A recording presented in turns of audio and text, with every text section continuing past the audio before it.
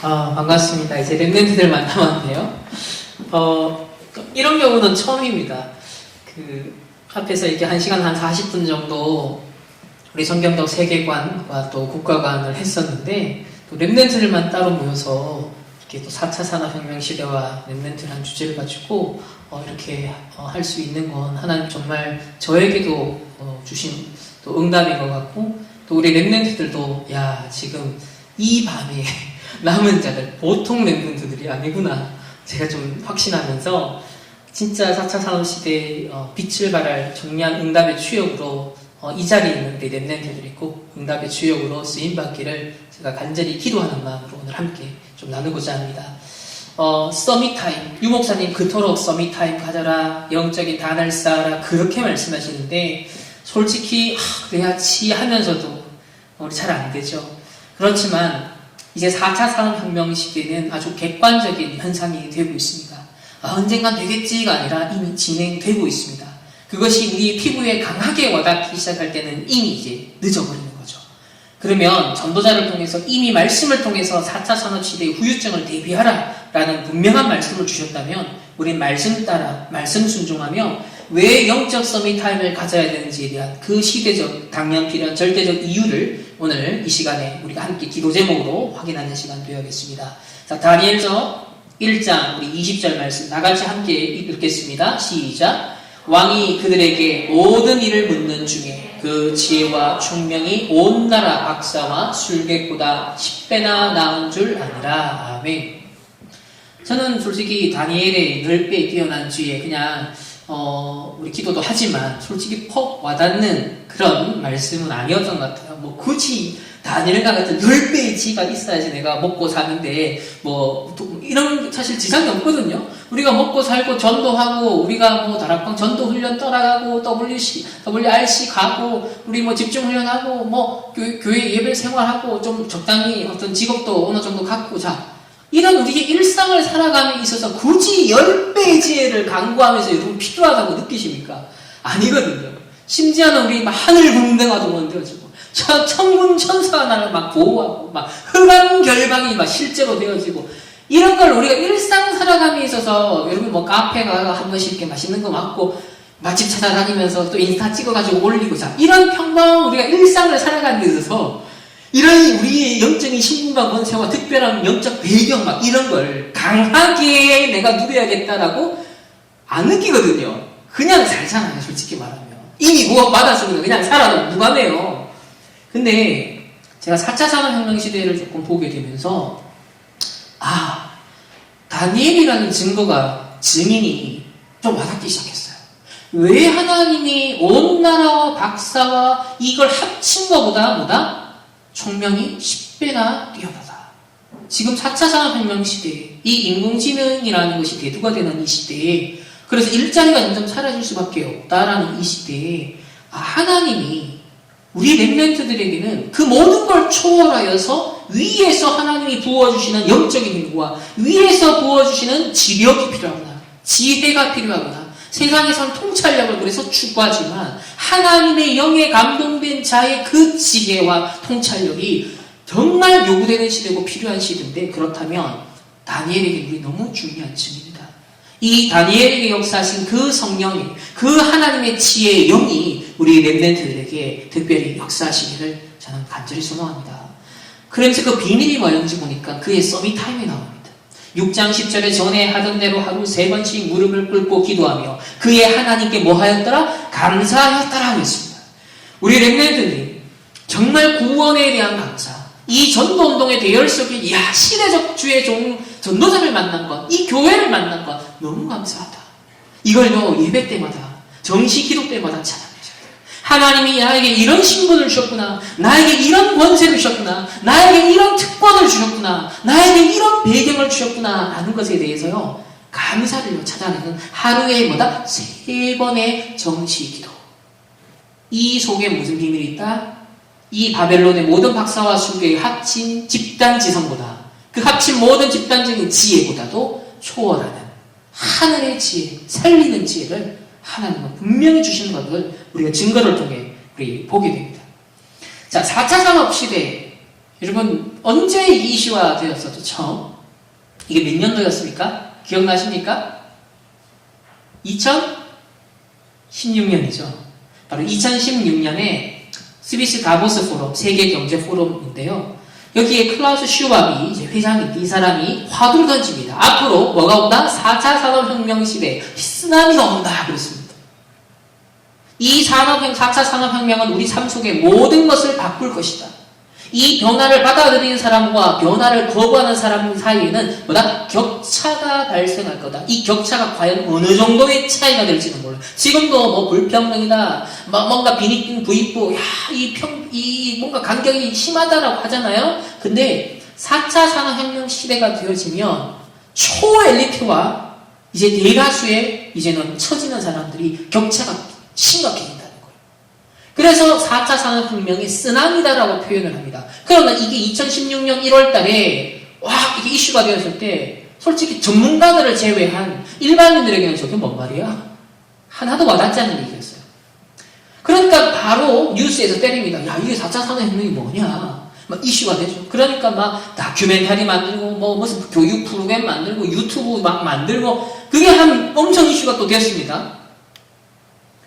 그러면서 유튜브나 영상 같은 거 보면, 이게 1차 산업은 전기기관, 2차 산업은 전기, 내연기관, 3차 산업은 컴퓨터, 인터넷이, 4차 산업은 이 모든 걸 합쳐가지고, AI 기술을 핵심 동인으로 상품 서비스의 생산, 유통, 소비, 전 과정에서 모든 것이 연결되고, 지금, 이렇게 말을 해도요, 뭔 말이야. 하나도 이게 와닿는 얘기가 아니었어요. 아마 대다수의 랩런트도 그럴 겁니다. 지금도 그럴 거예요. 특별히 여기에 눈치를 채고 대비하는 전문인들을 제외하고 일반 대다수의 대중은 그렇지 않아요. 그런데 이 4차 산업혁명 시대를 지금 예상하기를 어마어마한 이 기술력들이 압도적이고 엄청 기하급수적으로 발전할 것이다 라고 그들은 예측을 하고 있습니다. 그렇지만 저희들에게 조금 충격을 줬던 사건이 바로 무슨 사건입니까? 알파고 사건입니다. 이 세돌이 사실상 완전 완파를 해버리죠. 인공지능, 2살짜리 인공지능이 5,000년 인간 바둑을 넘다. 인간을 넘었다. 기계 앞에 인간이 무릎 꿇다. 자, 이런 게 막 이슈가 되고 언론에 떠들어대니까 사람들이 이때부터 이제 조금 일반인들도 막 실제로 보고 일어나요. 이세돌이 어떤 사람인데 그래도 대한민국은 애도라는 천재적인 바둑 기사인데 힘없이 허망하게 무릎을 꿇고 말았어요. 인간의 지능을 이 바둑에 세팅되어 있는 인공지능을 못 넘어섰다는 걸 확인한 거예요. 이때부터 충격이 오기 시작합니다. 와, 어떡하지? 이때부터 책 쏟아지고요. 막 유튜브 쏟아지고요. 야, 이 데뷔해야 돼. 막 2016, 17, 18년까지요. 이런 컨텐츠들이 얼마나 많이 쏟아질지 몰라요. 저는 이 사건이 구글에서 기획을 한 이벤트인데요. 이미 세팅이 다 돼 있고 인공지능 시대, 4차 산업 시대 이들은 다 세팅되어 있습니다. 그리고 질서와 흐름을 만들어갈 뿐이에요. 그리고 이제 전 세계의 사람이 공감하게 만들고 그 흐름에 유입되게 만들어서 같이 거기에 흘러가도록 하는 굉장히 이벤트가 뭐였냐면 이 알파고 사건입니다. 그래서 저는 이 세돌이 이용당했다. 인공지능 인증용 마주타로 어떤 면에서는 악용당했다라고 저는 생각을 해요. 씁쓸하더라고요. 그래서 얼마 전에 은퇴를 했잖아요. 이세돌 씨가. 더 이상 겨룰 수가 없으니까요. 근데 참 더 씁쓸한 건 AI가 그린 초상화 AI가 초상화를 해서 선물을 해줬어 얼마 전에. 저는 이것이 웃고 있는 모습이지만 무슨 모습으로 보이냐면 한 분야의 최고의 서밋 전문인이 생을 마감하는 전문인으로서의 생을 보하는 저는 장례식처럼 뭔가 영정사진처럼 좀 느껴졌습니다. 이게 시사하는 바가 어떤 걸까요? 각 분야에, 각 층에. 이때부터 이제는 교육 분야에, 산업 분야에 전부 다 이 질서가 바뀝니다. 4차 산업 교육, 여기를 대비하는 모든 것들이 이제 여기에 컨텐츠, 커리큘럼이 세팅이 됐죠. 초등학생들이 이제 코딩 배워야 됩니다. 아이고, 안 그래도 힘들어 죽겠는데 코딩 배운다고 달립니다. 그래서 일자리 어떻게 살아남아야 돼. 생존 전략. 기업들도 생존 전략. 제조업의 생존 전략. 자, 기준이 뭐예요? 어떻게 하면 내가 돈 먹고 살 수 있을까? 어떻게 하면 4차 산업혁명의 쓰나미 속에서도 내가 생존할 수 있을까? 이걸 이제 모색하는 시기가 된 거예요. 그러니까 교육도 그렇고 뭐 세미나도 그렇고 모든 컨텐츠를 보십시오. 4차 산업혁명과 창의융합, 4차 산업혁명을 이끄는 청소년 인문학, 4차 산업혁명 시대에 왜 내교육인가? 이제 다놀드, 명상으로 돈 벌어먹고 있는 이 다놀드도 뭐예요? 뇌교육의 정당성을 어디서 찾는다? 4차 산업혁명 시대를 대비해야 된다. 그러니까 국가도 이제 4차 산업혁명위원회까지 생겼어요. 자, 대학들도 이제 모든 게 뭘 전제합니까? 시대의 변화, 4차 산업혁명 시대를 전제한 각 분야가 준비를 하고 있다는 거예요. 이게 이제 2016년부터 지금까지 흘러온 흐름입니다. 이 유튜브 검색해 보면 쏟아집니다. 뭐 거의 비슷한 내용들이 반복될 뿐이지만 참고할 필요는 있겠죠. 객관적인 어떤 흐름을 본다는 건. 그런 가운데 특별히 우리 랩런트를 떠야 되는 눈은 뭐냐면 구속사, 아까도 설명했지만 하나님의 역사가 진행되는데 창조, 타락, 구속, 완성이라는 하나님의 구속사적인 역사관, 세계관이 이렇게 흘러갑니다. 그 가운데 특별히 세상은 여전히 창세기 3장, 6장, 11장에 타락된 그 현장인데 4차 산업혁명 시대라는 시대가 이제 대두가 된 거예요. 그럼 저와 여러분의 렘넌트는 하나님의 자녀, 구속받은 하나님의 자녀예요. 그래서 하나님 나라 완성을 향해서, 종말을 향해서 나아가고 있습니다. 그래서 우리는 세계복음화를 우리는 이루어나가는 그 현장 속에 있죠. 그러나 현실적으로 우리가 지금 놓여있는, 발을 내딛고 있는, 앞으로 직면하게 될 그 시대는 어떤 시대다? 4차 산업혁명 시대인 거예요. 그렇기 때문에 하나님의 구원의 역사가 펼쳐지는지만 우리가 살아가는 이 생에 종말론적인 긴장관계가 발생한다고 그랬는데 4차 산업혁명 시대가 이제는 우리에게 종말론적인 긴장관계를 유발하는 그 시대라는 겁니다. 그래서 다시 속지 말고 우리 렘넌트들은 앞에서 봤던 내 직업, 내가 먹고 살아야 되는데 어떻게 경쟁력을 갖추지? 어떤 무슨 스펙을 갖추지? 자, 초점이 전부 다 뭐예요? 육신이에요. 전부 다 생존이에요. 전부 다 의식주죠. 이게 세상 나라의 세계관입니다. 누가 달리니까 뭣도 모르고 방피랑 달려가는 이런 지금 수준인 거예요. 뭐가 온대, 쓰나미가 온대, 야 달리는 거예요 지금. 저는 이때 질문하고 싶습니다. 우리 렘넌트들은 4차 산업혁명 시대에 어떤 대비를 해야 될까요? 이런 세상 나라의 의식주의 수준을 우리는 세계관 넘어서야 됩니다. 사단의 나라가 어떻게 네피림화되어 있는가? 영적으로 봐야 돼요. 이 4차 산업혁명 시대에 우리가 하나님의 나라를 이루기 위해서는 어떤 세계관, 어떤 준비해야 될까? 어떤 영적 상태와 실력과 그릇을 준비해야 될까? 이게 우리의 관심사이어야 되는 거예요.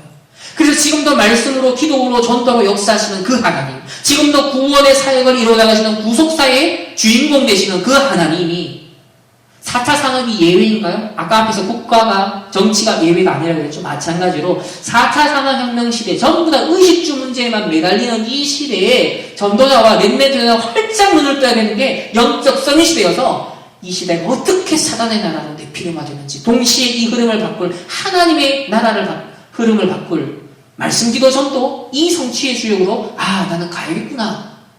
이제 이 단을 쌓아야 되는 겁니다.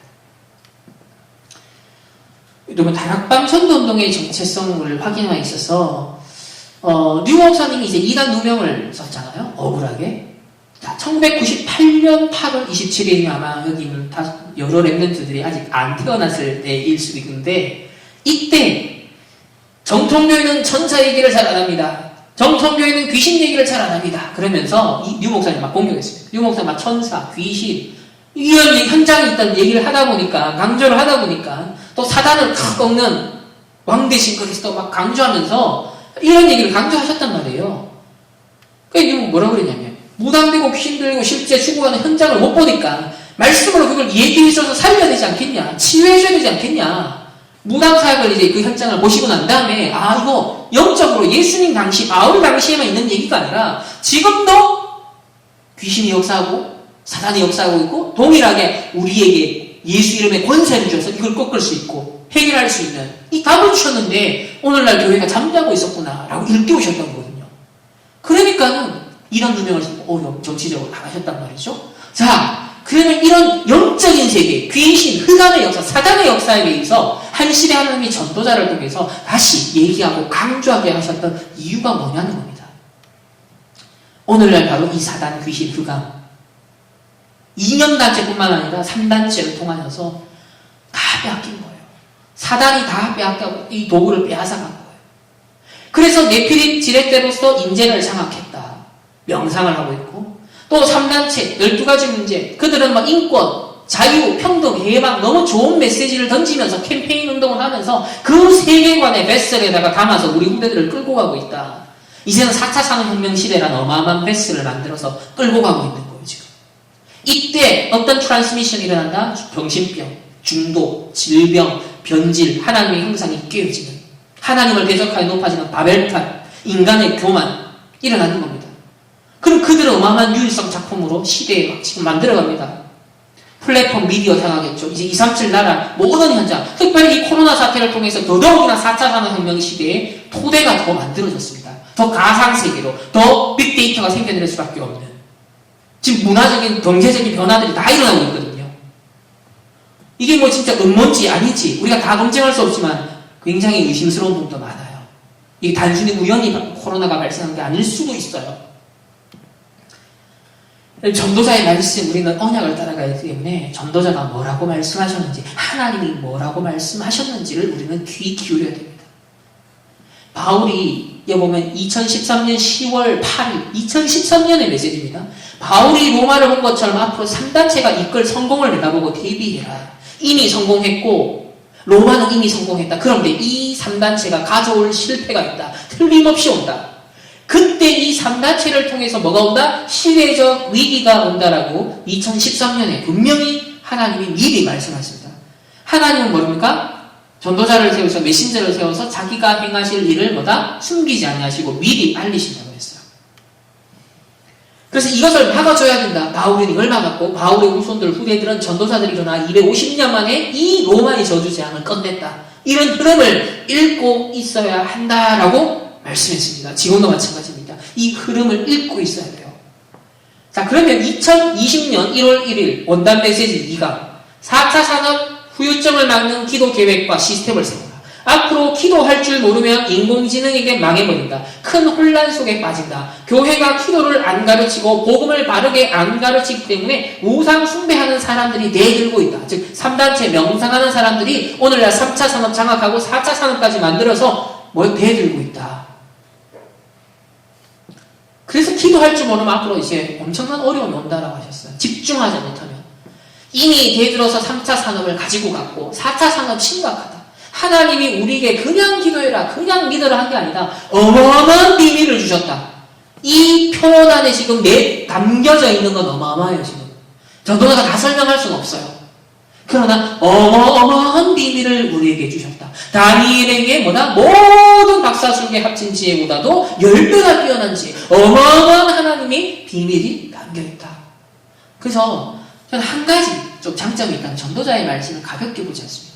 어떤 전도자의 말씀을 굉장히 절대 기준으로 여깁니다. 하나님의 말씀. 그 말씀을 귀 기울입니다. 그 말씀을 적용해서 그 말씀 따라가려고 합니다. 그래서 안 놓치려고 자세히 말씀을 들으려고 해요. 이 청소년 수련회 때 2강에 보면 이 4차 산업시대가 완전히 와버린다. 그럼 99%가 무너지는 시대 온대요. 0.1% 되는 사람들이 다 움직입니다. 주로 이제 3단체 핵심 멤버겠죠. 앞으로 세무사도 필요 없고 병원도 바뀌게 되어진다. 바둑 구단이 되려면 신의 경지라고 하는데 이 세돌이 바둑도 모르는 기계로 하는 아이 사람에게 졌다. 뭐다? 굉장한 사인이다. 그러면서 4차 산업시대 오면서 영적으로 다 무너진다. 시대 살리는 사람, 살리는 주역되는 찬스가 온다. 저와 여러분에게는 문제 위기지만 동시에 굉장한 기회가 온다는 거예요. 이 흐름을 제대로 전도자로서 파악하고 있습니다. 앞으로 렘넌트 시대가 온다. 그러나 전제가 있습니다. 영적으로 무장하지 않으면, 기도할 줄 모르면 아무 힘이 없어지니까 오히려 더 촉토화되는 거예요. 노예, 포로, 속국이 옛말이 아닌 거예요. 우리의 현실이 되는 거야. 앞으로 완전 기계의 종이 되고 계속 발전하면 앞으로 무시무시한 시대, 즉 강한 인공지능 시대, 약한 인공지능 시대 말고, 그러니까 유익과 효율성을 추구하는 수준 말고 진짜 강한 인공지능 시대가 만약 지금 낙관하는 것처럼 꿈꾸는 것처럼 만약에 실현된다면 무시무시한 시대가 온다는 거예요. 지금 알아야 될 중요한 부분은 대학 수련의 현팀 1강인데 앞으로 3가지 후유증이 온다. 3단체를 비롯한 종교 후유증, 앞으로 지식이 굉장히 높아지고 4차 산업이 더 커지면서 지식 후유증 온다. 계속 경제가 발전하기 때문에 경제 후유증, 특히 3단체 후유증 심각하고 이제 4차 산업시대가 완전히 열리면 심각한 후유증이 온다. 그래서 제4 알류티시 운동이 뭐다? 3단체와 4차 산업혁명 시대의 후유증을 대비하라고 했습니다. 이것 때문에 저와 여러분을 하나님이 부르셨다 그랬습니다.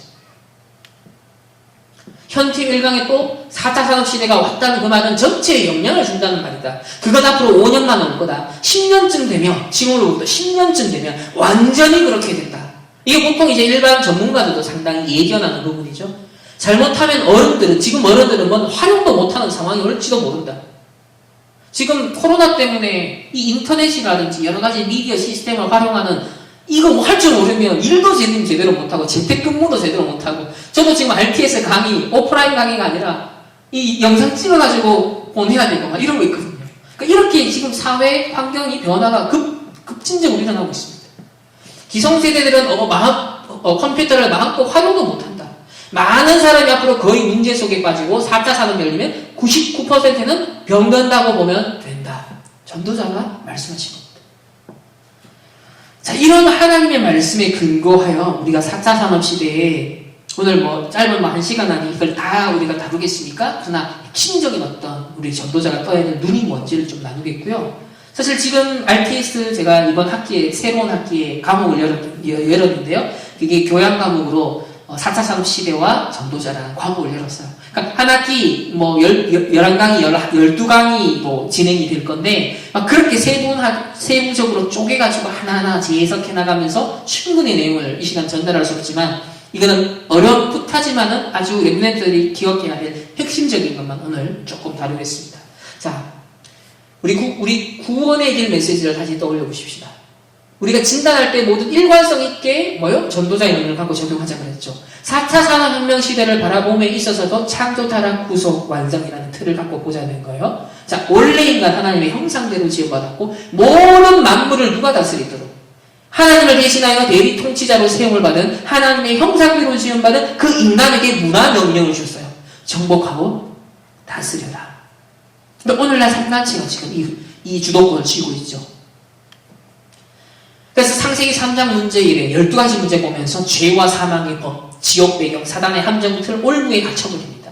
혼돈과 공허와 흑암과 상처에서 벗어나고자 몸부림을 칩니다. 그래서 자신만의 구원의 길을 열심히 찾죠. 그래서 어떤 사람은 종교에서, 어떤 사람은 선행에서, 어떤 사람은 정치, 종교에서, 문화에서 그러니까 중독이 되고 빠져들고 이념 투쟁가가 되어지고 무엇인가 스스로 임시적인 구원의 길, 쾌락 찾아내는 것. 왜? 인간은 영적 존재니까.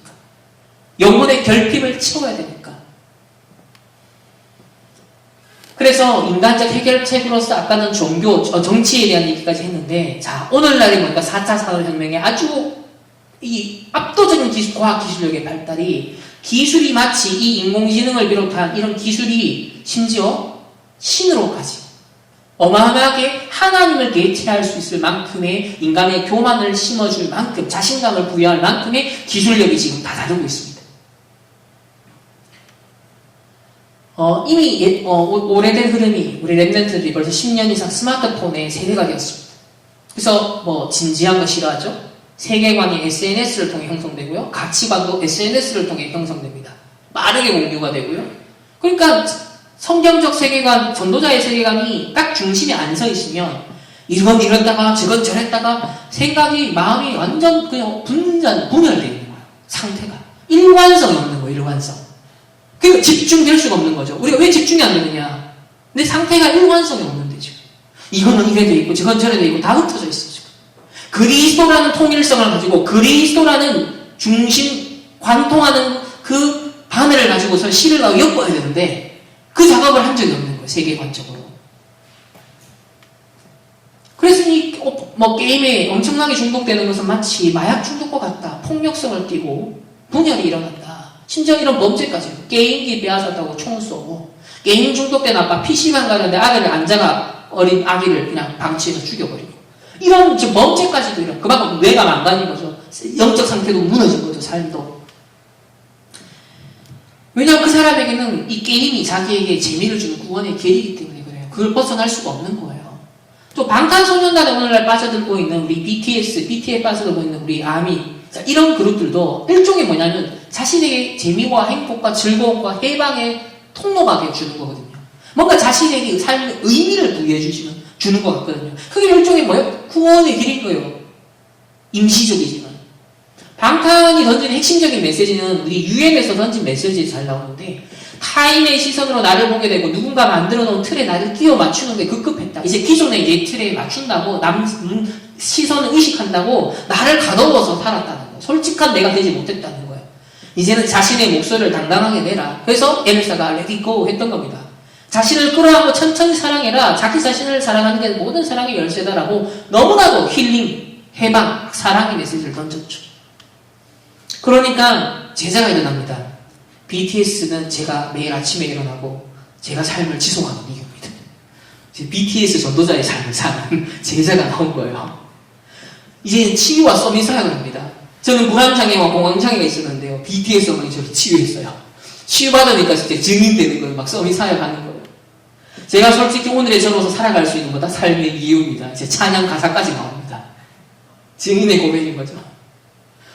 그래서 이 BTS를 키운 방시혁 씨는 내 원동력은 분노다 했습니다. 내 원동력은 분노. 그러면서 뭐 분노해라, 세상에 맞서라. 자, 이런 세계관을 가지고 있습니다. 이 방시혁 씨는 포스트 모더니즘 세계관이 탑재되어 있습니다. 모든 틀을 깨라라는 거죠. 그래서 이 BTS가 세계적인 현상이 되다 보니까 왜 이렇게 인기가 있고 이슈가 되냐. 여기에 대해서 연구하는 막 교수들, 학자들도 생겨나서 지금 학회까지 만들어졌습니다. BTS 연구하는 학회. 막 논문까지 됐어요. 그 중에 한 책을 제가 봤는데, 여기 보면, 인간다움의 실현을 억압하는 것으로부터 해방을 외쳤다. 더 큰 자유와 더 나은 세상을 외치며 자신을 사랑하고 힘을 모아 정의롭지 않은 세상을 바꾸자는 메시지를 던졌다. 그러니까 인류 보편의적으로 굉장히 어필이 되는 그런 메시지를 던진 거죠. 이제는 이 BTS 해방의 메시지, 자유의 메시지, 세계관을 담은 드라마가 올해 제작이 된다고 합니다. 그래서 내년에 아마 튼다고 하네요. 이 정도로 이제 세계관을 담은, BTS 세계관을 담은 다양한 컨텐츠들이 지금 일어나고 있습니다. 이것 또한 뭡니까? 여기에 특정, 이런 거에 꽂히는 친구들의 상태는 뭐냐면, 이게 자신들에게 해방이 힘이 되어주는, 위로가 되어주는 하나의 구원의 길로 작용하는 거예요. 임시적이지만. 그들에게서는 그게 영원할 것 같지만, 언젠가는 사라지겠죠. 그래서 더 나은 세상이 되고 더 나은 인간이 된다라는 이런 노력들과 흐름은요, 사실 옛날부터 오래된 흐름이었습니다. 프리메이슨이 공식적으로 내세우는 그들의 비전이 뭐냐면요, 프리메이슨은 더 나은 사람을 만드는 유일하고도 가치 있는 과정을 통해 더 나은 세상을 만드는 것이다 라고 그들의 미션을 공식적으로 밝힙니다. 자, 더 나은 사람이 더 나은 세상을 만든다. 너무 상식적으로 또 맞는 말이죠. 그런데 이 더 나은 사람을 만드는 유일하고도 가치 있는 과정이 뭘까요? 바로 신비주의 인문의식이에요. 다른 접신운동이 있는 거예요. 다른 영적인 활동 프로그램이 있는 거예요. 네피림 운동을 하는 거죠. 그래서 그 과정을 통해서 신비적인 의식을 통하여서 더 나은 사람이 되고, 우리로 말하면 하나님의 영에 감동된 사람이 되는 거예요. 그래서 더 나은 세상을 만든다라는 비전을 명시하고 있습니다. 자, 그러면 세상의 역사와 문화와 모든 흐름을 우리가 분석하는 가장 단순한 틀을 제가 하나 제시할게요. 자, 더 나은 사람을 만들자라는 운동의 흐름이 있습니다. 또 하나는, 그래서 더 나은 세상을 만들자라는 것. 이 두 가지로 사실 요약이 돼요. 모든 것들이. 아무로 창세기 1장 27절 하나님의 형상을 놓쳐버린 그 결과물이거든요. 또 창세기 1장 28절 문화명령을 사실은 하나님 형상 가진 자들이 해야 되는 걸 놓쳐버려서 세상이 어려워졌어요. 아람이 타락하면서 만물도 같이 타락했잖아요. 같이 어려움, 신음소리 낸다 그랬거든요. 그래서 만물이 고통을 당하고 있는 그 세상을 조금이라도 더 정의롭게, 조금이라도 더 뭔가 더 나은 세상을 만들어보자라는 노력들이 엘리트들에게서 사실 일어났던 거거든요. 그래서 창세기 1장 27절, 28절 회복이 모든 거 회복이고, 그거 회복 못하니까 세상에서는 이 운동이 일어났던 겁니다. 그럼 첫 번째, 더 나은 사람 되기 운동은 어떻게 일어났을까요? 아까 뭐 프리메이슨도 얘기했지만 고대에 많은 종교들이 있어요. 또 신비적인 활동을 했던 그룹들이 있습니다. 한 예가 플라톤이라는 학자가 바로 여기 출신의 렘넌트인데요. 엘레우시우스라는 종교가 있습니다. 이 핵심은 뭐다? 기존의 한계의 틀을 깨고 잠재력을 발산시켜 9일간 집중적인 신비의식을 행하자 이겁니다. 9일간 뭐다? 집중훈련 하는 거예요. 집중훈련.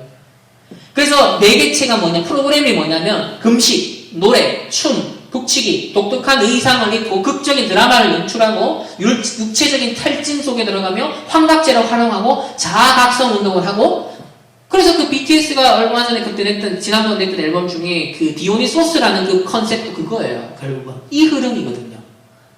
그 신화적인 흐름 속에 그 종교적인 신비주의 정도의 흐름이 같은 겁니다. 이 흐름. 그래서 더 나은 인간 만들자. 더 나은 인간으로 각성시키자. 프리메이슨의 인문의식도 마찬가지입니다. 옛날부터 지금까지도 뭔가 더 나은 인간을 만드는 그 프로그램을 개발하는 거예요. 그래서 거기에 종교적인 거, 도덕적인 거, 철학적인 걸 뒤섞어 놓은 거거든요. 그러니까 이미 성공하고 명예도 있고 나름대로 이 엘리트들이 삶의 의미를 추구하고 싶은데 막 몇 가지 단계를 만들어 놓고 저기 소속되면 뭔가 역사적 인물의 그 레벨에 내가 속할 것 같고 뭔가 생의 의미를 철학적으로 종교적으로 추구할 수 있을 것만 같은 이런 사실 유혹도 큰 거예요. 오늘날은 어떻습니까?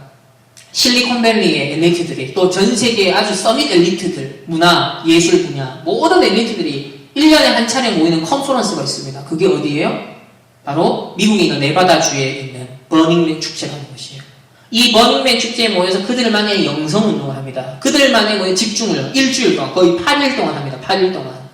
여기 보면 다 나체로 실루엣만 걸치고 막 하면서 그들만 집단 명상. 이 속의 분위기를 한번 상상해 보십시오. 어떤 연대감이 느껴질까요? 뭔가야 영이 역사겠죠, 그죠? 레디고 아주 이거 2000 몇 년도인지 기억은 안 나는데 엄청 히트를 썼습니다. 저도 이 처음에 노래 듣고 눈물을 좀 흘렸는데 영어로 듣고 내가 깜짝 놀랐죠. 나중에 해석을 해보니까 옳은 것도 틀린 것도 규칙도 난 없어 난 자유야 하면서 포스터 모더니즘의 모든 틀을 깬 인간의 자유와 해방을 외쳤던 그 핵심적인 메시지였거든요. 엘사를 통해 그 스토리텔링 했던 거거든요. 그러니까 완벽한 소녀라는 기존의 틀은 이제 사라졌어 라는 거예요. Let it go. 그 2편 Into the Unknown. 여기 Into the Unknown은 무슨 의미가 있을까요? 누가 우리를 부르고 있어. Into the Unknown. 여러분 모르는 사람이 애 보고 야 일로 와봐 그럼 따라가면 안 돼요? 안 돼요. 그죠? 그 유괴범이잖아요. 그죠? 낚이면 안 되거든요. 누가 우리를 부르고 있어. 정령 귀신이 이제 부르잖아요. 따라갑니다. 어디로? Into the Unknown. 알지 못하는 세계로. 미지의 세계, 신비주의의 세계. 아까 전에 인문의식을 통하여서도 결국 미지의 세계, 인문의식의 세계. 기존의 나의 틀을 벗어나서 새로 각성시킨 나로 부활하는 세계로 가거든요. 똑같은 모티브입니다. 여기서도. 기존의 이제는 나의 평범했던 일상을 또 넘어서서 미지의 신비주의, 더 업그레이드된 나로 나아가는 Into the Unknown 했던 거거든요. 근데 그 매개체가 뭐였다? 귀신, 악령이었습니다. 네피림이죠, 완전. 그러나 엘사가 너무 예뻐서 묻힙니다. 노래가 너무 좋아서 애니메이션이 너무 예뻐가지고 거기 묻힌다는 게 문제예요. 그래서 육신의 눈만 뜨면 안 된다는 겁니다. 아까 세상나라 유식주의 육신적 관점을 벗어나서 뭘 보다 네피림이라는 사단의 나라가 어떻게 속이고 있는지를 보라고 했던 거예요. 동시에 뭐다 하나님의 나라를 우리가 하려면 우리는 앞으로 어떤 빛을 발해야 되고 어떤 영적 기능 문화 서밋을 준비해야 될까? 30년. 지금은 당장 못 바꿔요, 이 흐름을. 우리 30년 준비하셔야 됩니다. 그래서 바람, 불, 물, 땅, 이 마법의 숲의 정령들을 다 깨웁니다. 막 노래 부르면서. 그러면 미지의 세계로 들어가죠. Into the Unknown 합니다. 그러면서 하이라이트 부분에서 결국은 엘사가 자연의 정령과 인간을 이어주는 다리의 역할을 하는데 이게 고대 세계로부터 왕들이 했던 역할이 뭐냐면 제사장 역할, 무당 역할을 했거든요. 하늘과 땅을 이어주는 중간자 매개체 역할을 했다. 그게 제사장 역할이거든요. 그게 무당의 역할이었단 말이에요. 결국 엘사가 뭐예요? 무녀였던 거예요, 여기서는. Into the Unknown. 귀신의 초청에 따라서 영접을 했더니 뭐예요? 이게 초사이언이 되어버린 겁니다. 그래서 이 겨울왕국 2 스토리는 두 가지로 압축됩니다. 하나는 물, 불, 바람, 땅의 정령을 만나 이제 자기가 다시 5번째 완성시키는 정령으로 자기 완성을 이루는 엘사의 신격적인 변화, 이제 신적인 존재로 거듭나고요. 다른 하나는 이 신격화된 엘사가 마치 그리스도처럼 자기 희생과 부활을 통해 그 땅에 임한 어떤 저주 재앙을 없애고 생명과 화후의 평화를 가져온다는 이제 구원론적인 어떤 모티브를 지금 보여주고 있죠. 자, 여기서 엘사 가문과 아렌델 왕국의 비극이 정령 신앙에 대한 강제적이고 포괄적인 금지로 인한 것이었죠. 그 할아버지가 그 뭡니까? 그 왕국에 있는 지도자를 뒤에서 죽였잖아요. 왜? 여기는 마법을 쓰는 곳이야. 이거 틀린 거야. 이거 위험한 거야. 하면서 금지를 시켜버린 거야. 근데 이런 표현에는 어떤 역사적인 것들과 이게 연결될 수 있는 맥락이 있냐면, 오랜 세월 동안 사실 서구는 기독교 사회였죠. 이 로마 복음화 이후로. 사실 로마 복음화가 되어지는 그 과정 이후에 보면은, 사실 제도화되어지고, 이제 복음의 어떤 본질적인 걸 놓치면서, 미신적인 종교를 이제 쫓아내고 하는 그 과정에서 탄압도 있었고, 죽이는 것도 있었어요. 그러니까, 기독교 문화가 되면서, 기독교 국가가 되면서, 이 유럽 전체가 그런 세계가 되면서, 신비적인 그 고대 그리스 로마 시대로부터 쭉 내려오는, 그 바벨론에서부터 쭉 내려오는 신비적인 인문의식 종교가 다 지하세계로 숨어들게 된 겁니다. 탄압을 받으면서. 그래서 오컬트, 미신, 우상 숭배 이런 것들이 전부 다 숨어들었던 거예요.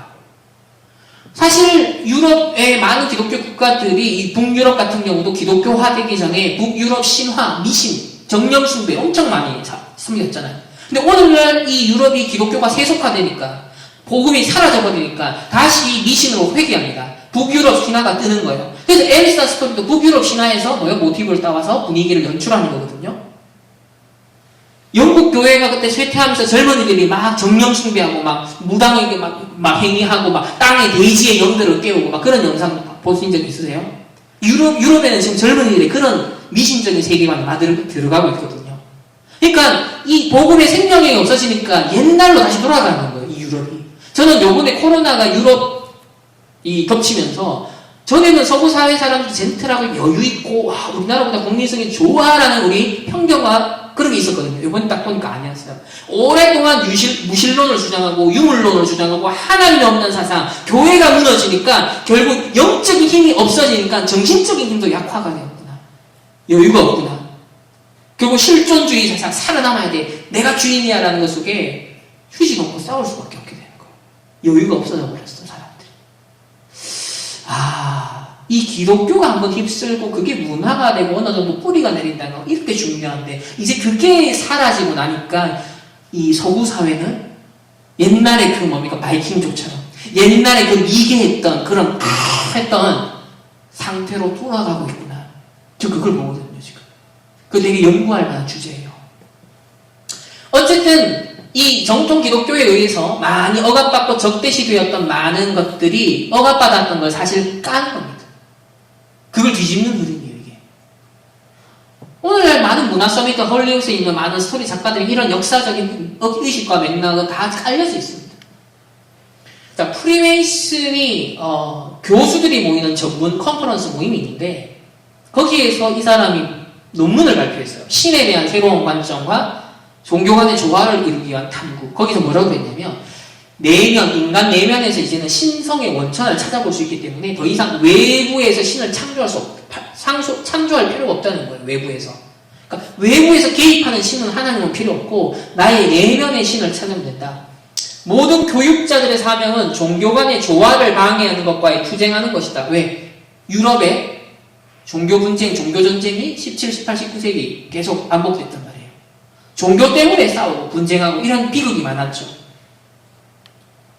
그래서 프리메이슨은 어떤 의식이 있냐면 모든 종교들의 본질적인 통일성을 그들은 인식하고 있기 때문에 종교적 증오와 의심을 야기시킨 깊은 상처를 치료하는 데 자신들이 공헌할 수 있고 전쟁과 살생을 야기하는 오해의 간격을 총체적으로 제거할 수 있는 잠재적 다리 역할. 마치 엘사가 아까 인간, 그죠? 저주받은 그 땅과 자신이 이어주는 정령의 세계와 이어주는 역할을 메기스는 했잖아요. 평화의 사도와 같은 역할을 했잖아요. 프리메이슨도 똑같은 거예요, 지금. 역사적으로 볼 때 어마어마하게 종교라는 이름으로, 신의 이름으로 많은 분쟁이 있었는데 우리는 이제 다 가교 역할을 할 거다. 평화의 사도 역할을 하고 있다. 지금 교황청의 교황이 무슨 역할을 하고 있죠? 모든 종교를 원내스 시키자. 종교 통합운동으로 열심히 다니고 있거든요, 지금. 지금 사단은 보면 기가 막히게 같은 흐름으로 가고 있습니다. 3단체도 동일한 흐름으로 가고 있죠. 그래서 이제는 명상으로 이 흐름이 또 실리콘밸리에 있는 엘리트들인데 이들은 자신들의 클럽 모임 속에서 뭡니까? 명상 모임을 하고 있습니다. 이제는 기계적인 장치를 활용해서 몇십 년 동안 수행을 안 해도 이 뇌파를 가지고서 자극을 해가지고 엑스터시를 경험할 수 있게 만드는 거예요. 이렇게 다른 세계로 가는데 기계적인 장치를 쓰는 겁니다. 앞으로 VR이 발전하고 그래서 많은 인공지능 과학기술력, 4차 산업기술이 발전되면 어떻게 되냐면 개인형 맞춤 종교가 나옵니다. 개인형 맞춤형 어떤 엑스터시를 경험하는 프로그램이 나와요. 개인형 맞춤형 마약 제조술까지 나온다니까요. 3D 프린팅 기술을 가지고서 이제 개인형 맞춤형 마약을 제조해서 엑스터시를 경험하는. 지금 불을 훔친 사람들이라는 책이 그런 내용들이 다 나와요. 그러니까 이게 4차 산업혁명을 이끌고 있는 그 기술력의 아이디어를 얻고 있는 사람들이 어떤 영적 활동을 하고 있는지를 보셔야 됩니다. 어떻게 내피림화되고 있는지를 보셔야 돼요. 그냥 스펙 준비해야지 이 수준으로 이렇게 봤다가는 큰 코 다칩니다. 정확한 영적 실상을 보고 복음이 필요해지는지 더 시대구나. 우린 이미 답을 갖고 있구나. 그래서 이 운동이 이 구글에서 차드 몽탄이 구글에서 마인드풀니스 명상을 도입해가지고 프로그램을 만들었습니다. 너의 내면을 검색하라. 그게 이제 확장이 되면서 위즈덤 2.0이라는 컨퍼런스가 생겼어요. 이제 대한민국까지 건너왔습니다. 고대의 지혜와 현대의 IT의 만남. 디지털 시대를 마인드풀하게 살아가는 방법. 자, 고대의 지혜가 뭐예요? 아까 앞에서 봤던 엘리우시우스, 신비주의 인문의식, 고대 철학들, 각종 신비적인 오컬트적인 거 그거 다 받아들이겠다는 거예요. 뭔가 신선한 아이디어를 얻을 수 있다면. 예틀을 깨고 뭔가 새 틀을 갖출 수 있다고 한다면 내피림 확 되어가는 겁니다. 아주 세련되고 뭔가 있어 보이게 수준되게. 자, 그러면 이렇게 이제 더 나은 사람 되기 운동 우리 동양 철학으로 말하면은 또 더 나은 인간이 되기 위해서 도덕에 대해서도 얘기하고 수행에 대해서도 얘기를 하겠지만 어쨌든 서구 사회를 중심으로 일어난 더 나은 사람 운동에 대해서 봤고요. 자, 그러면 더 나은 세상이라는 것을 어떻게 추구하는지 한번 봅시다. 이게 어떻게 이제 4차 산업시대로 나타나는지. 레딧비 어떤 것도 나에게 장애물이 없는 무한 자유를 누리는 쾌락의 시대를 열자, 더 나은 세상을 만들자라는 운동이 이제 60년대, 70년대 일어났어요. 명상과 마약을 통하여서. 이게 유럽과 미국을 휩쓸었던 히피 반문화 운동, 문화혁명 시대였죠. 그러면서 이제 그것이 80년대, 90년대 헐리우드를 장악합니다. 그리고 그 엘리트들이 작품을 만들고 이제 2000년대부터 꽃을 피우는데요. 자, 주토피아도 보면은 거의 피라미드, 이런 눈 모양, 기본적인 상징물들 등장하는데, 주토피아 아주 이상적인 걸 꿈꾸는 걸 표현한 겁니다. 자, 그 중에 전 더 좋은 세상을 만들 거예요. 더 나은 세상을 만들 거예요. 어떤 세상? 동성애자들이 겁쟁이처럼 숨어 살 필요가 없는 세상. 마음껏 인권 하면서 날 보호받을 수 있는 세상. 레디고, 레디비 할 수 있는 세상. 그러면서 이 마초, 전형적인 어떤 권위주의적이고, 이런, 이 동성애자를 포용하고 서로의 차이를, 게이 같은 스타일의 사람을 포용하는 그런 장면을 연출하면서 모든 걸 해버려요. 약육강식의 전형적인 어떤 틀을 깨고, 그리고 이게 수컷입니다. 뿔 달린 가지는 이게 암컷이 아니에요. 수컷이에요, 수컷. 근데 이게 트랜스젠더인지 모르겠지만, 이게 이제 우리 초등생들이 보는 컨텐츠예요. 모든 걸 해볼래요. 모든 걸 할 수 있는 허용되는 세상을 꿈꾸는 거죠. 이건 이제 이상주의. 자, 그럼 현실 버전으로 넘어와서 3단체 어떤 서밋으로 볼 수 있는 이 지금 코로나19에도 아주 앞장서고 있는 빌 게이츠 보세요. 모든 인터뷰 내용 때마다 앞에 등장하는 게 뭐냐면 Making the world a better place. 더 나은 세상을 만들자. 아까 프리메이슨 역시는 뭐예요? 더 나은 인간이 되어서 더 나은 세상을 추구하자라는 운동이에요. 이게 지금 공통적으로 엘리트들이 갖고 있는 의식입니다. 더 나은 세상을 만들자. 마크 주커버그도 보세요. Make the world better. 더 나은 세상 만들자. 구글도 보세요. 더 나은 세상을 더 빠르게. 공통된 어떤 추구하는 이상향이라는 게 있습니다. 비전이 있는 거예요, 그들은. 더 나은 세상. 그 연장선상에서 끊임없이 발전되어 오면서 이제는 뭡니까? 과학기술력, 이 컴퓨터, IT 기술이 이제 최절정에 달하면서 모든 게 연결되는 시대가 된 거예요. 바벨탑도 보면 많은 문명이 발전하다가 자, 우리가 하면서 연결되면서 바벨탑이 엄청나게 발전하거든요. 과학기술력, 그 당시에 건축술이 발전하면서 오늘날도 마찬가지입니다. 모든 게 이제 연결될 수 있는 시대가 오고 있습니다. 또 올해부터는 본격적인 스마트 도시라든지 실제 4차 산업 시대를 구현하고 샘플로 보여줄 수 있는 그런 어떤 사람들에게 어떤 비전을 제시할 수 있는 샘플들이 등장하는데 도요타가 자동차만 만들지 않겠다 이제 도요타 스마트 도시를 만들겠다 해서 일본의 후지산 밑에 이 스마트 도시를 만들겠다. 2,000명이 거주할 수 있는 샘플 도시. 그래서 자동차, 자율주행 자동차, 로봇, 인공지능 이런 걸 실제로 보여주는, 막 보여주는 거죠. 우분 도시. 근데 보면은 이 피라미드와 눈 모양으로 디자인이 되고 있죠. 그리고 이제 4차 산업의 아주 괴짜, 이런 굉장히 이끌어가고 있는 괴짜들이 보면 다 우주를 가려고 합니다. 화성을 가겠대요. 다 뭔가 우주 개척을 하겠대요. 왜 그런지는 이해가 안 되는데, 어쨌든 인간의 뭐랄까요? 끊임없는 창세기 3장, 6장, 11장의 그 탑들이, 야, 이런 정복력으로 나타나는 게 아닌가라고 생각을 하는데, 심지어는 앨런 머스크는요, 올해 말까지 24차례의 위성 발사를 하겠다. 그래서 1588개 위성을 배치하고 2021년보다 전 세계 인터넷 서비스를 한다. 목표는 42,000개의 저궤도 위성을 쏘아 올려서 전 지구를 덮겠다는 거예요. 42,000개. 이게 뭘 의미할까요? 모든 게 통제가 가능한, 모든 게 다 데이터를 검색할 수 있고, 다 사실 추출해낼 수 있는, 유용하고 편리한 걸 주는 것 같지만은 이게 위험성은 뭐예요? 사실 개인이 없어지는 겁니다. 이제는 통제사회가 가능한 걸 전 지구적으로 가능케 하는, 이런 걸 꿈꾸는 거예요. 이 사람들이 뭐 음모론적으로 의도를 했든 안 했든 그것과 상관없이 그게 악용될 수 있는 시스템을 만들어지고 있다는 거예요. 스타링크. 앨런 머스크만 또 꿈꾸는 게 아니라 구글에서는 이 아프리카 같은 모든 오지에도요, 이 인터넷을 쓸 수 있도록 실제로 룬 프로젝트. 그래서 상공 30km 정도 높이에 이 엄청나게 이게 대형 와이파이 풍선을 띄운다는 거예요. 그러니까 전 지구가 연결될 수 있도록. 그리고 아마존, 한국에는 이 아마존이 그가, 우리 네이버 주로 많이 쓰는데, 아니면 카카오톡 이런 걸 많이 쓰는데, 미국과 전 세계에서 가장 많이 구매하는 데 쓰는 플랫폼이 뭐냐면 아마존입니다.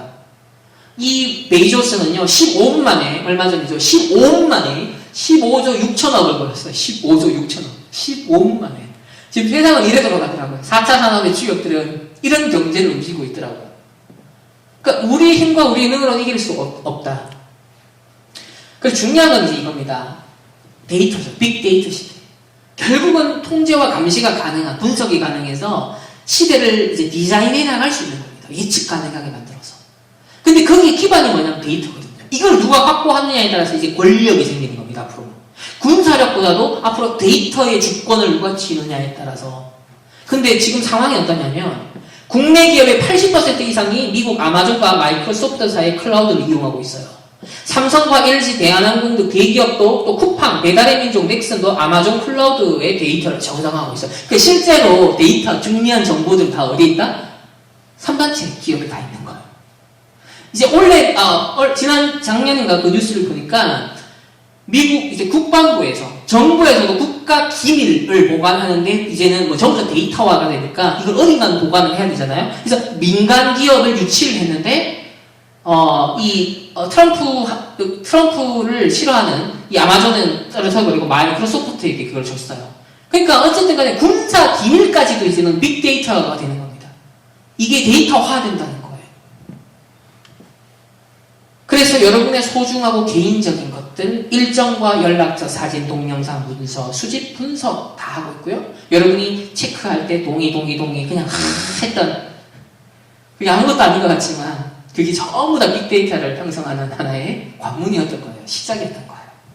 그래서 여러분이 원하는 게 뭔지, 싫어하는 게 뭔지, 성향 다 분석되어 있습니다. 여러분이 종교를 뭘 가졌는지 다 분석되어 있습니다. 지금. 그래서 거대한 리스트를 지금 만들고 있는 거예요.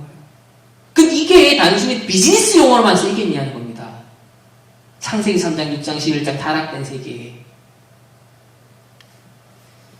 그래서 개인정보 저작권, 지적재산권 등 개별성을 보호하는 원칙들이 이 실리콘밸리에 있는 기업들은요, 히피, 반문화 세대예요, 사실. 60년, 70년, 80년 무르면서 레디비, 레디고, 뭔가 저항하고 해방하고 모든 걸 연결해서 뭔가 이런 걸 꿈꿨던 사람들이 많이 기술자들이 되어 있거든요. 애플을 만들었던 스티브 잡스도 마찬가지로 그 세대입니다. 그래서 그들은요, 뭔가 보호하고 이런 틈들을 다 깨려고 하죠. 그러면서 오히려 역으로 빅브라이더 시스템, 모든 게 연결되어서 통제와 감시, 조율이 가능할 수 있는, 예측 가능하게 하는 그런 빅브라이더 시스템 형성되는데, 이번에 이 코로나19를 통해서 훨씬 더 이제 이게 앞당겨집니다. 이제. 그래서 얼마 전에 여기 뉴욕타임즈에서 거대 이 기술 기업들, 테크 기업들이 코로나 바이러스 덕분에 오히려 더 붐을 이뤄서 사업을 확장하고 있고, 이 기간이 끝나면 사람들의 클라우드 의존도를 더 높여서 더 큰 영향력을 행사할 것 같다는 예측을 하고 있다. 그 지금 동서 집에서 막 뭡니까 디즈니 플러스, 그다음에 넷플릭스, 유튜브 갈수록 더 많은 지금 데이터가 생성돼요. 더 많은 가상 세계에서 활동하는 시간과 쓰는 돈들이 더 많아지고 있는 거죠. 거기에 따른 여러분의 선택하는 거 하나, 여러분의 정치적 성향, 여러분의 구매 성향, 여러분의 어떤 성격, 종교적 성향, 이게 다 분석이 되는 거예요. 자, 그러면 이런 것을 앞으로 어떻게 이제 흘러갈지는 우리가 다 알 수는 없지만, 중요한 건 우리 전도자 랩멘트는 어떻게 봐야 되냐면, 이런 4차 산업혁명 시대가 갑자기 어느 날 빵 나타난 게 아니라는 거예요. 무르익은 과정이 있는 거예요. 어떻게 무르익었냐는 겁니다. 그 중에서도 어떻게 영적으로 봐야 되는 거. 자, 스티브 잡스가 젊은 시절에 아주 영감을 많이 받았던 사람이 누구냐면 이 스튜어트 브랜드라는 사람이에요. 이 사람이 유명한 잡지 홀 어스 카탈로그의 편집장인데, 이 사람은 뭐 이렇게 마약, 환각제를 사용하던 히피 세대의 리더였습니다. 이 히피 세대의 영적인 갈망을 발견하고 기술이 그걸 어떻게 충족시켜줄지를 설명할 수 있는 재능을 가지고 이 홀 얼스 카탈로그라는 책을 썼어요. 그래서 그 당시 히피 세대들에게 아주 막 미치도록 읽혔던 책입니다. 여기 직접 인용을 하자면 서론에 이런 얘기가 나와요. 자, 우리는 뭐다? 신과 다름이 없다. 그 역할을 제대로 수행해야 된다. 지금까지 기존의 정부, 기존의 대기업, 공교육, 교회, 자, 예틀입니다. 예틀. 이런 걸 통해 이루어진 권력과 영광을 모두 계산해보면 실제 얻은 것보다 마이너스가 더 많다. 한편 이제 그런 딜레마에 맞서고 그 성과를 잘 활용하려면 친밀함과 개인적인 힘의 영역이 발전하고 있다. 개인의 이제 자유, 레디비 하는 겁니다. 그러면서 홀러스 카탈로그는 히피와 반문화 그 시대의 세계관을 기술로 변환시켰는데, 롤링스톤 잡지에 기고한 브랜드에 뭐라 그랬냐? 컴퓨터 과학자들의 기술의 위대한 해방자. 컴퓨터 과학 기술자들은 위대한 해방자다라고 묘사합니다. 단순히 기계 만들고 컴퓨터 만드는 사람이 아니라 전 세계 네트워크를 이루어서 뭔가 혁명적인 시대를 이끌어갈 수 있는 그 위대한 해방의 어떤 선두주자다라고 평가를 했어요. 그래서 컴퓨터를 개인 해방과 공동체적인 연결을 위한 도구로 사용할 수 있음을 눈을 띄워준 사람이 누구다? 바로 이 브랜드라는 사람입니다. 사실 그 개인의 삶은 결혼 생활이 파탄이 나고 자살도 생각합니다. 그러나 기술에 대한 그의 믿음은 아주 강력해집니다. 그의 구원의 기술인 거죠. 모든 것이 서로 연결되어 전 지구적인 협력과 공유를 실현할 수 있는 완전한 홀네스, 우리말 원네스도 일체를 갈망한 겁니다. 어찌 보면 영적인 외로움 속에 이 사람도 뭔가 갈망하고 있었던 거예요. 무엇인가 구원의 길을 찾고 있었던 겁니다. 그리고 이 브랜드에게 상당히 영감을 준 사람이 누구냐면 마셜 맥루한이라는 사람인데요. 소위 미디어는 메시지다 라고 아주 유명한 말을 남긴 사람이죠. 근데 이게 수십 년 전의 사람인데요. 이 사람의 통찰력을 보세요.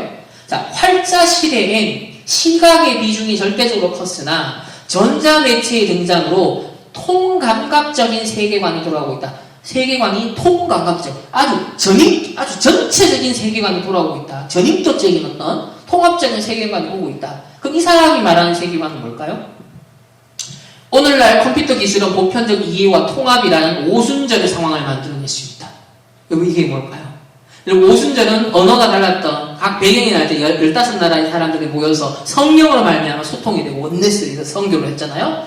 여기 보면 이제는 과학 기술력을 통하여서 갈라지고 언어와 문화가 서로 갈라졌던, 그래서 분열되어지고, 아까 전에 프리메이슨도 가교역하라고 엘사도 뭐요? 제사장 역할을 했던 것처럼 과학 기술이라는 네트워크를 활용하여서 이해와 통합을 이루는데 그게 마치 오순절날의 상황을 연출할 수 있다라고 말해요. 논리적으로 볼 때 이제 다음 단계는 번역을 하는 것이 아니라, 지금 이제 구글 완전 실시간 번역 다 잘 되잖아요. 번역을 하는 게 아니라 아예 언어를 거치지 않고 보편적이고 우주적 의식에 도달하는 거다. 그러니까 그 다음 단계를 이 사람 벌써 수십 년을 꿈꾼 거예요. 이제 번역 겨우 되는데 이 사람에게 비전에는 뭐가 있었다? 벌써 영적인 소통을 말하고 있는 거예요. 영적으로 연결되는 단계. 언어적으로 번역 단계를 안 거치고 영이 영으로 소통되어서 네트워크가 되어서 원네스 되는 세상 꿈꾸는 거예요. 그래서 우주적 의식, 결국 명상이 결국 매개체가 되죠. 집단 무의식과 아주 흡사할 것이다. 자, 한때 이런 이상주의적인 제스처, 또 수염이 덥수룩한 어떤 발명가들의 몽상에 머물렀던 이런 비전, 이제 공유 개념이 일반화되고 있고, 구글, 페이스북 같은 실리콘밸리의 대표적인 프로젝트들은 세상을 하나로 만드는 거대한 네트워크로 연결시키고 있고 실현되고 있습니다. 그래서 레리 페이지, 구글을 같이 설립했던 레리 페이지는요, 나의 미션은 완전한 인공지능을 만드는 거다. 검색을 해결할 수 있다면 어떤 질문도 답할 수 있다는 뜻이고, 무엇이든 다 할 수 있다는 뜻이다. 이 문제를 해결한다면 불가능한 일이 없게 될 것이다. 그러니까 미션, 이 구글의 미션은 뭐다? 완전한 인공지능, 강한 인공지능을, 거의 신의 존재와 같은 인공지능을 도달하겠다는 거예요. 지금이 뭐 벌써 알파고 그 이상의 것들이 나왔잖아요. 자, 세르게이 브린 역시, 브린도 뭐라 그랬냐면, 세상의 모든 정보를 인간의 뇌에 직접 부착하거나 인간의 뇌보다 더 뛰어난 인공 두뇌를 뇌에 연결할 수 있다면 이들의 이제 꿈을 CVDIP라고 보세요. 지금 미래에는 구글의 작은 버전을 뇌에 끼워 놓을 수 있을지도 모른다. 이들의 상상력이 그냥 상상력으로 그치지 않는다는 것. 계속 돈을 수백억씩 수천억씩 투자를 해서 기술력을 만들어 나가고 있다는 거예요. 지금. 그래서 이 뉴럴링크라는 프로젝트도 앨런 머스크가 작년에 해서 올해 지금 실행을 하겠다는데, 뉴럴링크는 뭐냐면 우리 두뇌에 칩을 심겠다는 거예요. 그래서 우리 뇌파와 이걸 읽어내고 컴퓨터로 연결해서 그걸 디지털 데이터화 할 수 있도록 지금 그 작업을 하는 겁니다. 그러니까 한편에서는 인공지능이 인간을 능가하는 수준의 어떤 사물이 생겨나고 있다면, 이제는 거기에 대비를 해서 인간 자체도 인공지능에 대항할 수 있을 능력을 내적으로 갖춰야 된다는 거죠. 이런 지금 양대 산맥의 흐름이 있는 겁니다. 그래서 호모데우스, 신이 된 인간, 호모 사피엔스 다음 단계가 뭐다? 호모데우스. 아주 지금 극단적인 진화론자이면서 오늘날 전 세계 엘리트들에게 기본적으로 영향을 주는 사람이 유발 하라리예요. 유대인이고 게이입니다. 극단적인 어떤 면에서는 무신론자라고 볼 수 있죠. 근데 호모데우스에 뭐라고 그러냐면, 인간이 가지고 있었던 어떤 의식, 우리가 생각하는 의식한다는 걸 마치 이 인공지능의 기본이 되어지는 언어가 될 수 있는 알고리즘으로 우리가 이걸 풀어낼 수 있다면, 이 알고리즘을 이제 기계에다가 이식하면 어떻게 될까? 그러니까 인간의 정신을 알고리즘으로 변환을 해서 기계에다가 넣을 수 있다면 몸이 썩지 않을 거니까 나라는 존재가 영원 불멸할 수 있겠다는 걸 상상하는 거예요. 이게 호모데우스예요. 지금까지는 자연적인 진화를 이루었다면 이제는 인위적이고 적극적이고 의도적으로 인간을 혁명적으로 진화시켜야 된다. 이 4차 산업혁명 시대의 모든 기술력과 의학 이런 것들이 동원되면 호모데우스를 실현할 수 있다는 걸 꿈꾸는 사람이 이 사람입니다. 그러니까 이게 그냥 상상력이 아니라 실제로 강한 CVDIP로 이 사람들이 지금 달려가고 있는 중이에요. 그럼 이 바벨탑의 결과는 어떻게 될까요? 그래서 구글이 인류 미래의 질서를 디자인하겠다라는 말은 단순히 구글이 제공하는 효율성, 편리성만을 의미하지 않는다. 그러니까 우리는 그냥 구글 메일 쓰고 지도 쓰고 편리한 거, 효율적인 것만 쓰죠. 그러나 이들이 이런 걸 가지고 빅데이터, 여러분들의 활동을 다 빅데이터로 수집해서 그걸 인공지능에다가 소스로 활용하고 해서 꿈꾸는 세상은 다른 세상이라는 거예요.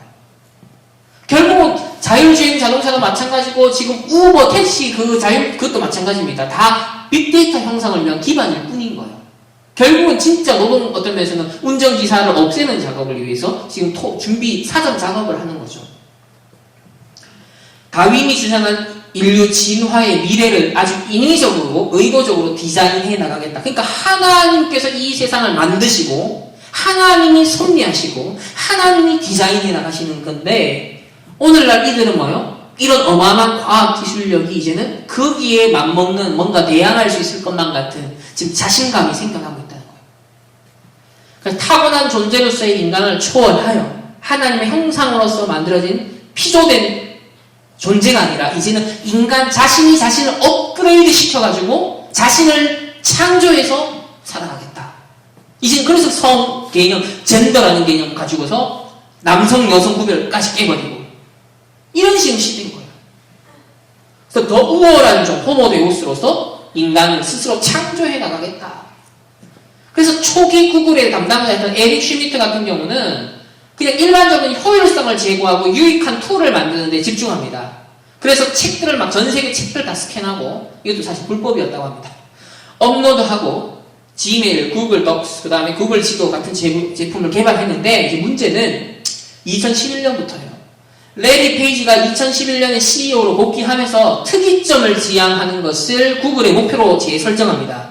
이때 레이 커즈와이드라는 사람이 구글을 엔지니어링에 총괄하는 이사가 됩니다.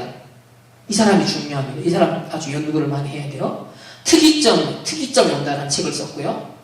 자, 특이점이 뭐냐? 그러니까 이 사람이 누군지 먼저 보면 제2의 에디슨이다라고 알려질 만큼 많은 발명을 했습니다.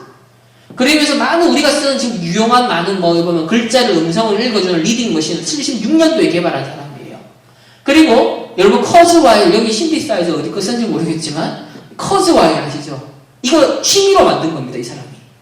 근데 이게 전 세계 최고 음향이지, 그죠? 커즈와일. 물론 우리나라 그 어떤 음악 그 회사에다 팔았는데, 그러니까 이런 지금 천재적인 사람이 이 인공지능에 대해서 엄청난 50년 동안 연구한 사람이 이 사람이. 인공지능 미래를 가장 잘 예언할 수 있는 사람이 누구냐? 빌 게이츠가 말하기를 커즈와일이다. 그러면서 커즈와일이 뭐라고 그랬냐? 내가 이 프로젝트를 지난 50년 동안 집중해왔던 인공지능 개발의 앞으로 최정점. 그러니까 여기서 알파 이런 게 다 나온 겁니다. 이 사람의 2011년부터 시작했던 여정. 그게 2016년에 알파고를 통해 빵 터진 거죠. 그리고 이제 전 세계 흐름을 확 그냥 돌려놨어요, 진짜. 거스를 수 없더라고요. 근데 이 커즈와일의 인공지능에 대한 비전은요, 바로 유대인의 홀로코스트의 어두운 그림자로부터 시작됩니다. 당시 지휘자이자 지식인이었던 유대인 아버지가 인생 역경으로 인해서 58세 심장마비로 사망합니다. 아버지의 죽음이 어릴 때부터 그의 머릿속에 떠나질 않았어요. 이 두려움이. 상처인 거죠. 역사적 비극을 상쇄하는 강한 낙관주의, 역으로 이제 강한 낙관주의. 이게 스스로 자기를 지키는 길이었던 거예요. 그러면서 어떤 문제를 내가 해결할 수 있으라는 자신 완벽주의가 된 거예요. 그러니까 많은 작품도 나오고 발명도 했던 겁니다. 이제는 인공지능을 향해 가고 있어요. 그래서 이 사람의 꿈은 뭐냐면 안 죽는 거예요. 영원히 사는 거. 이 사람 쓴 책이에요. 영원히 사는 법. 앞으로 그 바이오 기술, 그 다음에 나노 기술, 그리고 4차 산업혁명의 많은 기술력이 발전해서 조합이 되면 인간이 영원히 살 수 있을 거다. 그때까지 내가 생존해야 되니까 그때까지 자기 건강관리법을 말하는 겁니다. 지금. 레이 커즈와일, 안 죽는 거예요. 안 죽겠다는 거죠. 그래서 이 사람은 지금 약을 얼마나 먹냐면 스스로 만들어낸 공포에서 벗어나지 못하고 이런저런 생각 끝에 죽음을 떠올리면 견딜 수 없이 깊은 슬픔과 외로움에 빠져든다. 그래서 그는 수명 연장을 위해 비타민, 영양보충제, 효소와 같은 알약을 매일 150알을 복용하고 있습니다. 지금 약이 더 좋아져서 100알만 먹는데요. 그래서 1년 약값이 얼마? 11억. 1년 약값만 11억. 안 죽으려고 몸부림치는 불신자 상태의 극치를 보여주죠. 근데 이 동기 속에, 이 원동력 속에 인공지능이 지금 발전하고 있습니다. 내피림화된 걸 보셔야 돼요. 그래서 특이점이 온다. 기술이 인간을 초월하는 순간. 그러면서 2008년도에 싱귤레리티 대학을 세우죠.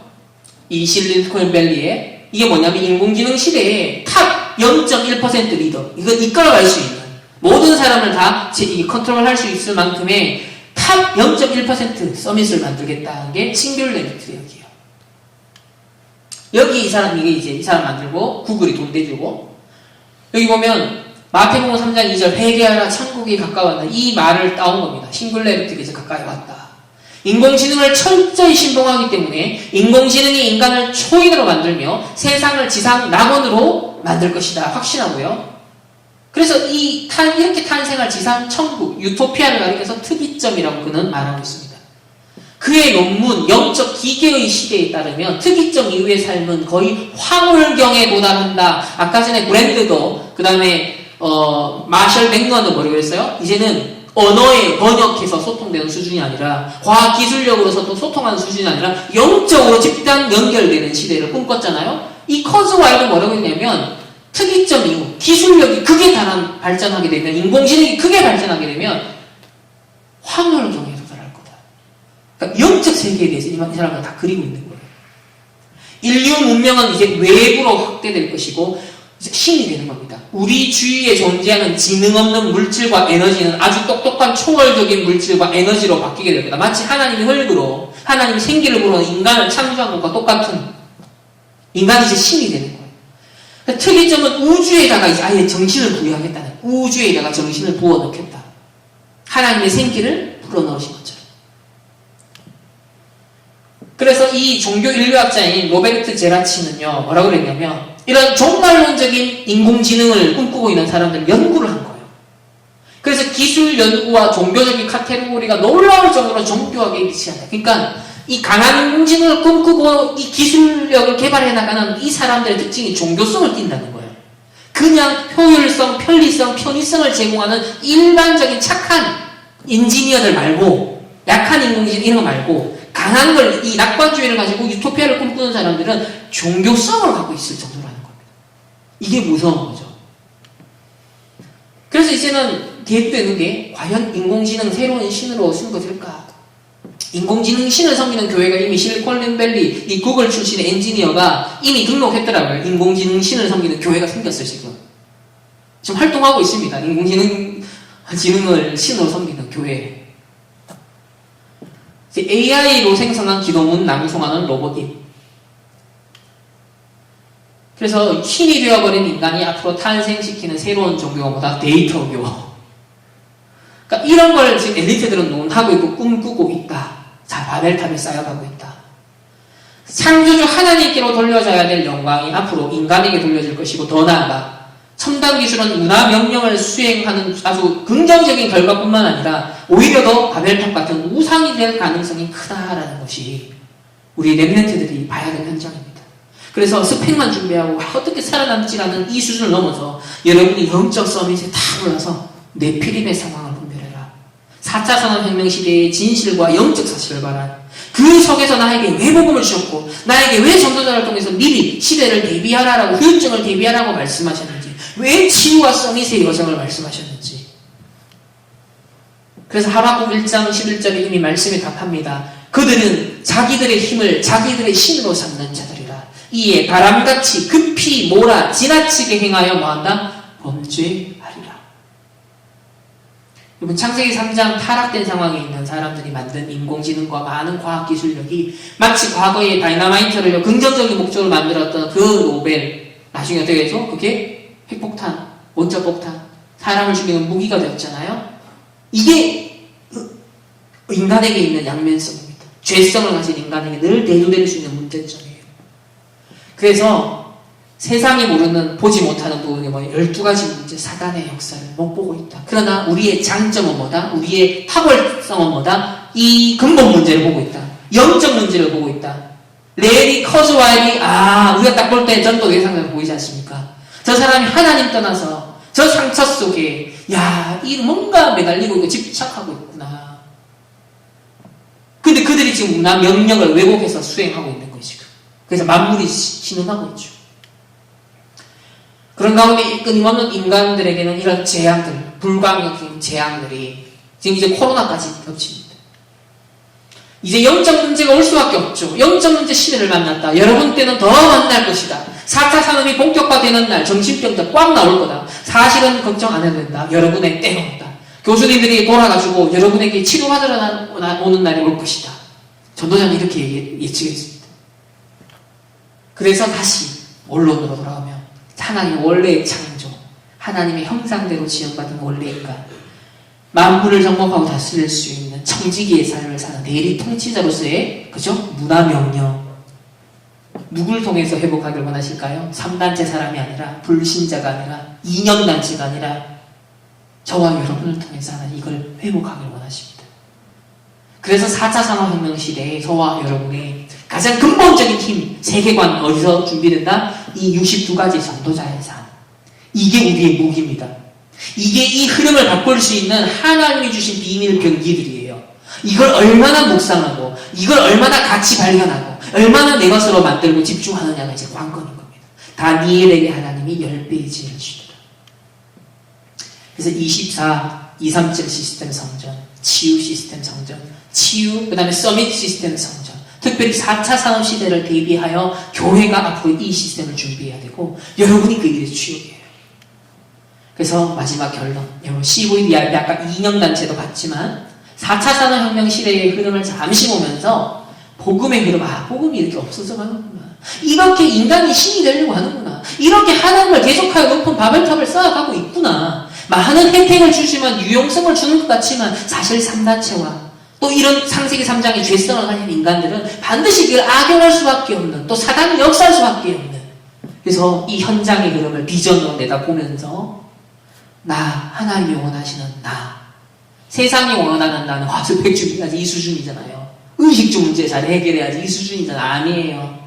구원받은 이 시대 이단 핍박 받으면서까지 이 다락방 전도운동의 렘넌트의 하나님, 전도자의 자존심으로 부름받은 저와 여러분은 하나님이 원하는 나의 것, 나의 현장을 찾아야 됩니다.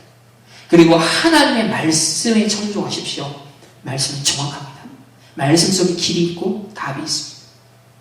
그리고 기도에 집중해야 됩니다. 그리고 여러분의 작은 거, 이게 거대한 엄청난 거창한 3단체 어떻게 이겨? 4차 산업시대 어떻게 쓰나미가 그냥 휩쓸려 갈 것 같은데 하나님이 여러분 구원하셨습니다. 하나님이 여러분 나와 함께하고 우리와 함께하고 이 4차 산업시대라는 맥락 속에서도 원네스로 함께 하십니다. 여러분 이걸 진짜 찾아내고 누리는 영적 성인 속에 조금만 들어간다면 그 속에 내게 주신 작은 것, 내게 주신 작은 탤런트 이걸로 조금씩 개발하고 준비할 때 하나님 인생 작품 어떤 4차 산업시대 후유증을 대비할 수 있는 그런 지도자로 하나님이 특별히 임마누엘 해운대 이 교회 렘넌트를 사용하실 줄 확신합니다. 이상으로 오늘 우리 렘넌트 끝까지 남은 거 정말 대단하고요. 진짜 4차 산업시대, 영적 재앙시대, 후유증 시대 대비하는 그러나 큰 발을 내딛지 마시고 내게 주어진 오늘의 강단, 오늘의 말씀, 오늘의 학업, 오늘의 나의 현장으로부터 광야 속에서 뭘 지어라? 성막을 지어라 그랬죠. 이 광야 4차 산업시대, 2년 단체가 펼치는 광야 시대예요. 지금 애굽의 모든 근성과 노예되었던 상처들 뿌리, 그걸 뽑아내는 게 성막 시스템이었어요.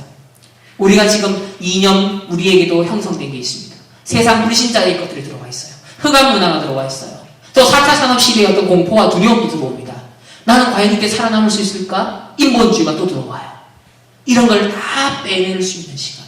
그게 뭐야? 성막 시스템. 그의 중심이 뭡니까? 언약궤 138. 오직 그리스도, 오직 하나의 나라, 오직 성령 충만. 이것으로 충분하구나.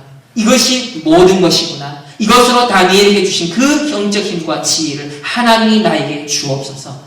이런 과감하게 하나님 앞에 기도할 수 있는 그런 신분과 권세가 여러분의 있음을 확신하시고 영적 서밋으로 단을 쌓는 이 코로나19 사태의 이 시간표가 최고의 준비 기간이 되시기를 예수님의 이름으로 축복합니다. 한번 기도하겠습니다.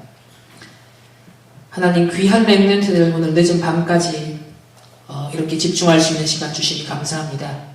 특별히 4차 산업시대에 대해서 세상의 소리를 참 많이 들어봤습니다.